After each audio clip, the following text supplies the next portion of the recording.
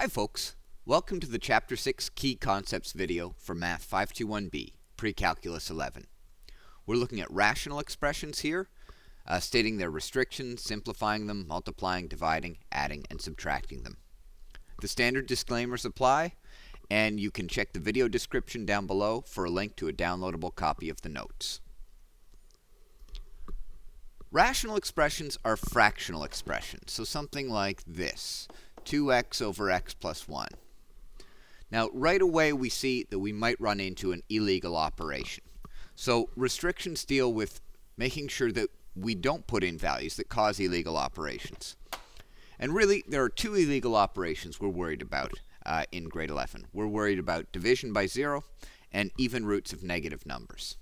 So here in a rational expression, you might be dividing by 0, and you're not allowed to.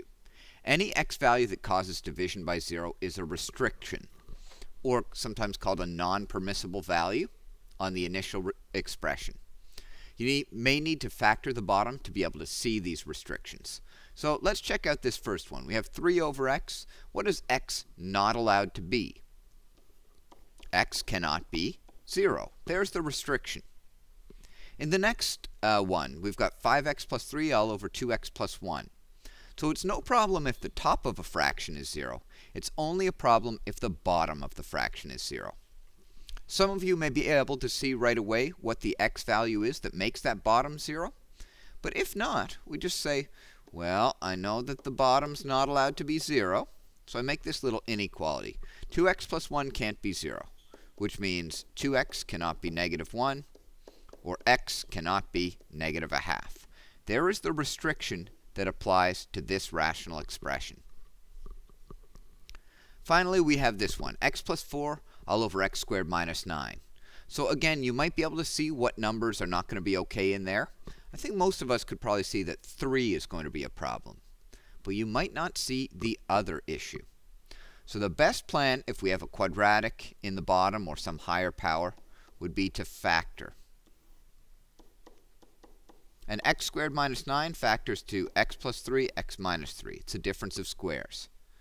From there, we can see that a value of negative 3 would make this bracket 0, so x cannot be negative 3. And a value of positive 3 would make this bracket 0, so x cannot be positive 3. Factoring will help us see those restrictions. Okay, now that we've dealt with that, we're going to move on to simplifying rational expressions. Sometimes they're written in a complicated form, and we can get them into a nicer looking form.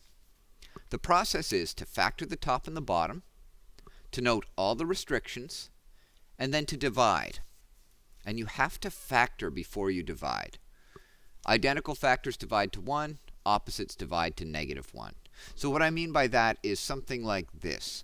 2 plus x over 2 plus x, that's going to divide to 1. If instead I had negative 2 minus x all over 2 plus x, those two things are complete opposites, and they're going to divide to negative 1. If you prefer, you can factor out negative 1 from one of them to show that. Okay, so we're going to state restrictions and simplify. We've got 2x over x squared plus x. So step 1 is to factor the top and bottom. Top's already as simple as it can be. The bottom is x by x plus 1.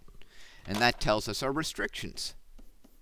X cannot be 0 from this, and it could not be negative 1. Either of those things would cause division by 0, and that's illegal. Okay, now let's see what we can divide out. We have an x on top and an x on bottom. They're gone. They divide to 1. Some people like to use the word cancel out. So 2 over x plus 1. And the restrictions are x could not be 0 or negative 1. And you can see how we lost one of those restrictions by simplifying. That's why we need the statement. Now these things are equivalent, as long as we don't try and sub in a 0 or a negative 1. All right, in b, it's already factored for us. That's nice. So we have m minus 1 by m plus 2, m plus 4 on the bottom, and m minus 1 on the bottom. You can see right away you've got some identical things they divide to 1. That gives us m plus 2 over m plus 4. But what did we forget to do? We forgot to do the restrictions first. And we might lose the restrictions if we don't do them first. So let's talk about the restrictions. From here, m cannot be negative 4, and m cannot be 1. Okay, now I'm going to go ahead and divide out. That's going to give me m plus 2 all over m plus 4. And that's true as long as m is not negative 4 and 1. Now you can double check any of your simplification by putting in a number. Say if I put in 5 for m. If I put it in the original form, which was m minus 1 times m plus 2. So if I put in the number 5, I'll have 5 minus 1, that's 4, times 5 plus 2, that's 7, divided by, on the bottom, 5 plus 4, that would be 9, and 5 minus 1 is 4. That will give me 0.7 repeating. What if I put in 5 into this form? Is it going to give me the same thing? 5 plus 2 is 7, divided by 5 plus 4 is 9. It's the same thing. So there's a way we can check. We can check by subbing a non-restricted value into the original and the simplified form.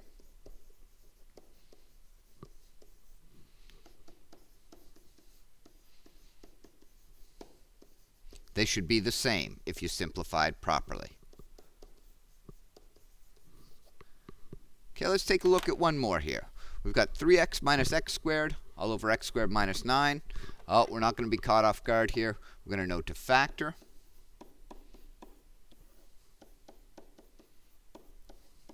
To state our non-permissible values, or our restrictions. So, what makes the bottom 0? Negative 3 and positive 3. There are restrictions. Now, 3 minus x over x minus 3. They're not identical, but they're complete opposites, so they divide to negative 1. That's going to give us x times negative 1 all over x plus 3, or negative x all over x plus 3. And when they divide to negative 1, they don't divide to negative 1 on the top and negative 1 on the bottom, because that would just be 1. That would be silly. Okay, so opposites divide to negative 1. Or if you prefer, you could have said, well, I want to rewrite that 3 minus x as taking out a common factor of negative 1. It'll be negative 3 plus x. Now it's the same as the bottom, x minus 3.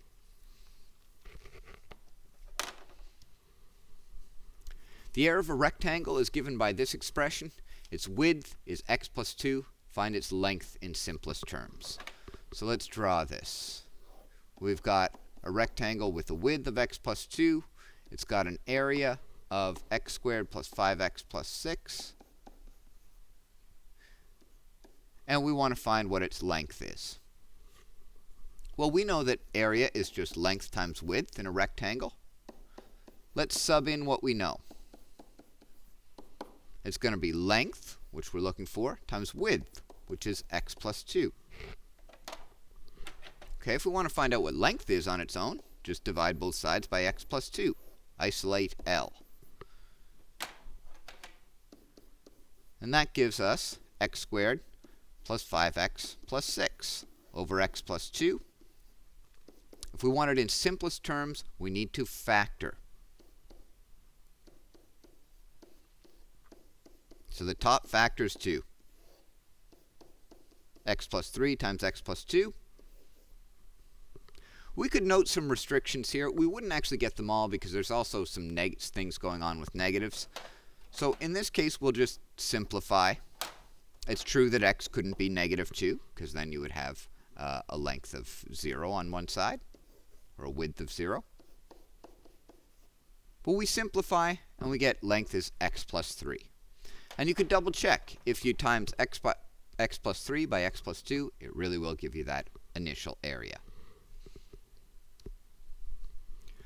Multiplying and dividing rationals. This is actually pretty straightforward, pretty easy. We factor and identify restrictions just like before. If it's division, we just flip and multiply. We note any new restrictions. And then we simplify. It's just top times top, bottom times bottom, but dividing out any variables or numbers that simplify as they go. Okay, so let's take a look at this first one. We've got 3a cubed all over 2b squared. Right away, there's a restriction. b could not be 0. Times 10b cubed all over 9a squared. Right there, there's another restriction. a is not allowed to be 0. Okay, and now let's just simplify. So anywhere that I see something I can do with numbers, I will. 3 over 9, that's 1/3. 10 over 2, that's 5 over 1. Let's see what's going on with the a's and b's. An a cubed over an a squared is going to be a regular a. And a b cubed over a b squared, that will just be a regular b. So what does it leave us with? It leaves us with 5 times a times b on the top and 3 on the bottom, as long as a is not equal to 0 and b is not equal to 0. I'll need a little more space for this one, but it's not going to be difficult. All I need to do is factor each of these expressions. So we need to be pretty good at factoring here. These are all short trinomials in this one, except for the bottom of the first one, which has just a common factor. So this will be x minus 5, x plus 4. On the bottom, we'd have x minus 6, divided by. This one's going to be x plus 4 by x plus 5. And this one over here is going to be x minus 6 times x minus 6 again. Or you could call that x minus 6 all squared. It's a perfect square trinomial, and we've seen some of those. All right, let's catalog our restrictions. X cannot be, from right here, it cannot be 0. From right here, it cannot be 6. Now, how do we divide fractions? We just flip and multiply. You flip the second part. And some new restrictions may come out of this. So we're going to multiply. I'll use the multiplication dot so that it doesn't look like an x. X minus 6 all squared goes on top. X plus 4 and x plus 5 go on the bottom.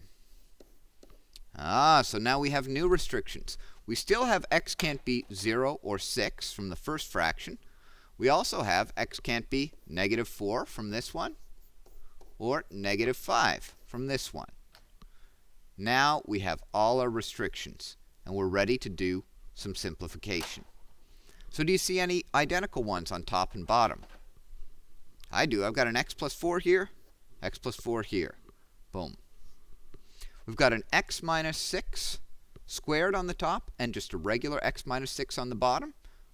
So that brings the power of this one down to 1. The thing that people are often tempted to do is to divide out that x minus 5 and x plus 5. But they're not opposites. Only the 5 is opposite, not the x. So they don't divide at all.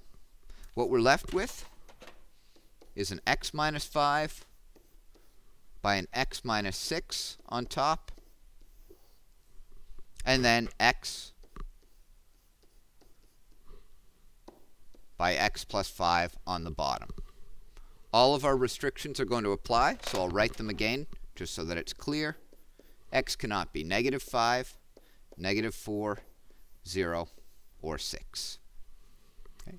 But clearly that final version is prettier or simplified compared to the initial one. So we just factored, we've noted some restrictions, we flipped, noted some new restrictions, and then we just simplify. Anything that's identical divides out. The last piece of this video is about adding and subtracting rationals. And I want to take you back to when you added and subtracted fractions, regular fractions with no x's in them. So if I have 3/5 plus a quarter, you need a lowest common denominator. We've got a 5 on the bottom and a 4 on the bottom. you need an LCD of 20. And how do you convert to that LCD of 20?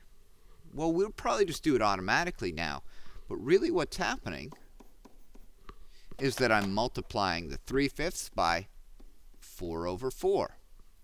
And I'm multiplying the 1/4 by 5 over 5.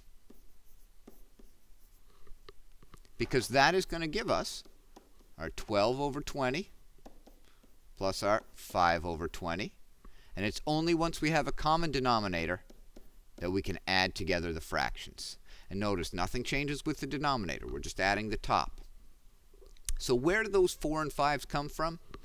They come from factors of 20. One way to factor 20 would be 4 and 5. And it's just the missing part. We had a 5 here. We needed to have the 4 part. So we multiplied by 4. We had the 4 here. We needed the 5 part to make a 20. The same thing is going to happen with letters. So we say the same process holds for expressions involving variables. As always, identify non-permissible values or restrictions. So find an LCD would be our first step. We might at this point also want to note restrictions.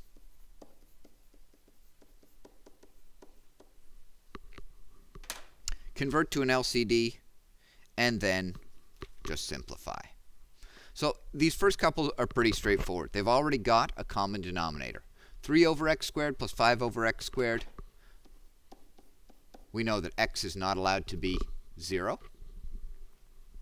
And then we just add the tops. So we'd have 8 over x squared with this restriction.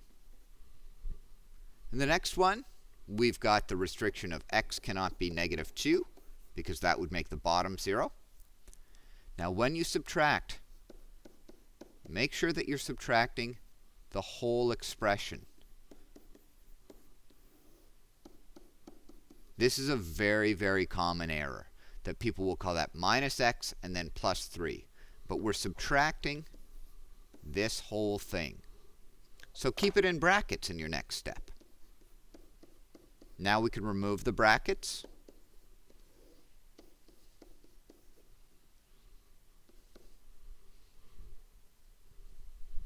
And finally, we'll put it together. That would give us 3x minus 4 all over x plus 2. And remember the way that we can check. Check by subbing a permissible value into both versions. So let's say we sub 1 into this version. X equals 1. That would give us 3 over 3 minus 4 over 3, or negative 1/3. Let's try subbing 1 into this version. That would be 3 times 1 minus 4 all over 1 plus 2, or 3. It also gives us negative 1/3. It's not the final answer. The final answer is this expression with the restriction x not equal to negative 2. But the thing in red lets us check whether we've done it right just by substituting a value.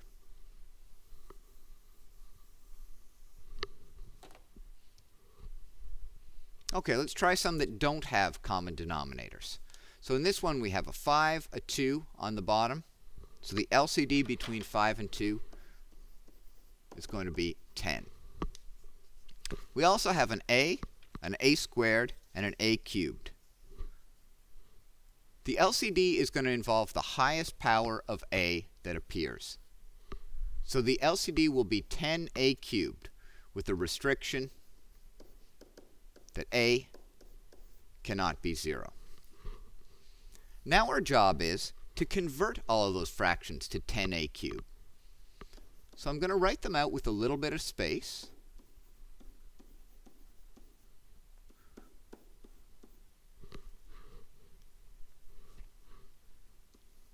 And in every case, I'm going to ask myself, what am I missing?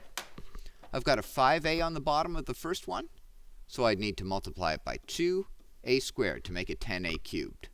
If I do it to the bottom, I do it to the top. Next one, I've got a 2a squared. I'm looking to make it 10a cubed, so I need to multiply by 5 and by a. If I do it to the bottom, I need to do it to the top. 1 over a cubed, I need to make that a 10a cubed, so I need to multiply the bottom by 10. which means I do it to the top as well. Let's see what that gives us. 8a squared all over 10a cubed minus 15a all over 10a cubed plus 10 all over 10a cubed. Put them all together in a single fraction because they have a common denominator. And we get 8a squared minus 15a plus 10. If the top factored, we might factor it. But it doesn't. So there's our final answer. And again, you could sub in values to see if it's equivalent in both forms. Let's check out the next one. It said that before we go and find our common denominators, we should factor. So this is m over 2m minus 2. That'll let us see our restrictions anyways. 3m minus 2 plus 1. I'm actually going to leave a little space so that I can do the next step all together. So minus 3 over 3 by m minus 2, and then plus 1. So right away we can say the restriction is m not equal to 2. The LCD, I've got numbers of 2 and 3. The LCD between those two numbers is 6. Now the other thing I have is an m minus 2. But I have it in both of the expressions already, both of the first ones. I only need to include it once in the LCD. Otherwise, we'll get a common denominator, but not a low one. So we need to make a common denominator of 6m minus 2. And the process is the same as we did in the last one. We just say, I want to turn whatever's on the bottom into 6 by m minus 2. What am I missing in this first one? I'm missing 3. What am I missing in this next one? I'm just missing 2. And what am I missing in the next one? Well, I'm missing everything. So remember that 1 is just 1 over 1. So I'll have to multiply this by 6 by m minus 2 on top and bottom. We'll work it through. That's going to give us 3m over 6m minus 2, 3m rather, minus 6 all over 3 by m minus 2, plus 6 by m minus 2 all over 6 by m minus 2. Same denominator, so we can just put them together. This is going to be a 3m minus a 6 plus, I'll distribute this out, so that will give us 6m minus 12. And this is all over 6 by m minus 2. Keep going, simplify a little further. We have 9m minus 18 all over 6 by m minus 2. And we can factor that top, so we should. Anytime we have an opportunity to factor, let's do it. So that's 9 by m minus 2 all over 6 by m minus 2. And look what happens. The m minus 2's here divide out. 9 over 6 is 3 over 2. So after all that work, what was that initial expression equal to? It was equal to 3 over 2, or 1.5, as long as m is not positive 2. So clearly we really have simplified it here.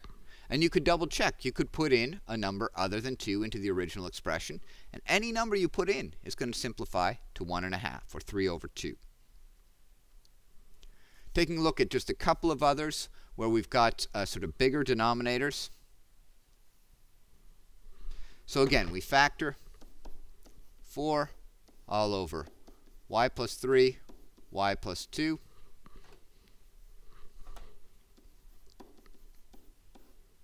I'll leave a little space. And this is 5 all over y minus 4, y plus 3. Let's check out The restrictions, they are y cannot be -3, -2, or 4. From here, all we want to do is convert to an LCD. So let's write down what that LCD is. It's going to involve a y plus 3. That's in the denominator. It's going to involve a y plus 2, also in the denominator. It's going to involve a y minus 4. That's in the denominator. We don't write the y plus 3 again, though, because we already dealt with it. And it's only to the power of 1, so it just shows up once. So now the question is, how do we turn our expressions into having that LCD? Well, the first one's just missing the y minus 4.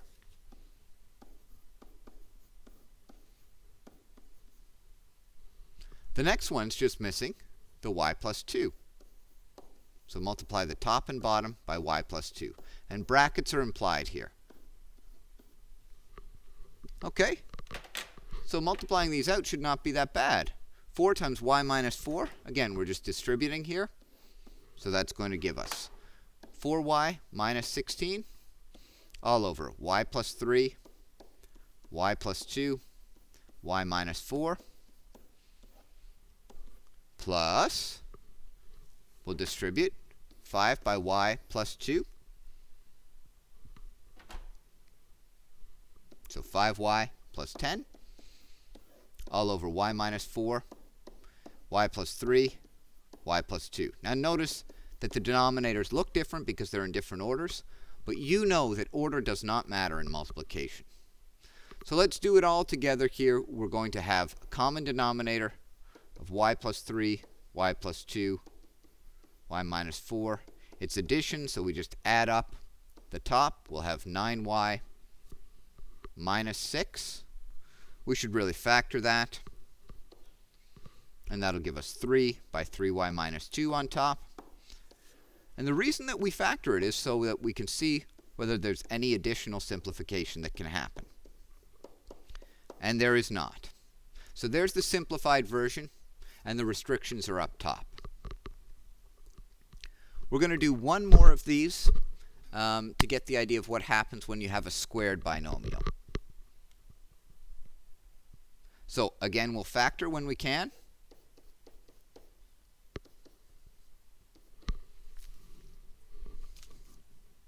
The bottom of this second fraction becomes x plus 1 times x plus 1, which we could just write as x plus 1 squared. So the restrictions here are that x cannot be -1. And the LCD clearly involves an x plus 1. And the highest power that it occurs is a power of 2. So often students will call this a power of 3, but you just look for the highest power where it happens. If we look back to example C here, for the a's, we didn't call it an a to the 6. We just used the highest power of a that occurred. Same thing here. We use the highest power of x plus 1 that occurs. So that means that in that first binomial, all you need to do is multiply by x plus 1 over x plus 1. And in the second one, well, we don't need to multiply by anything. We've got x plus 1 all squared already. Let's work it out. That'll be 2x plus 2 all over x plus 1 squared plus 2 all over x plus 1 squared, which is going to give us 2x plus 4 over x plus 1 squared. Or if we factor, 2 by x plus 2 all over x plus 1 squared. And there's nothing we can do to simplify that any further. The restriction was x could not be -1. I hope that you found this helpful. In the next video, we'll look at dealing with complex fractions and some word problems. Take care.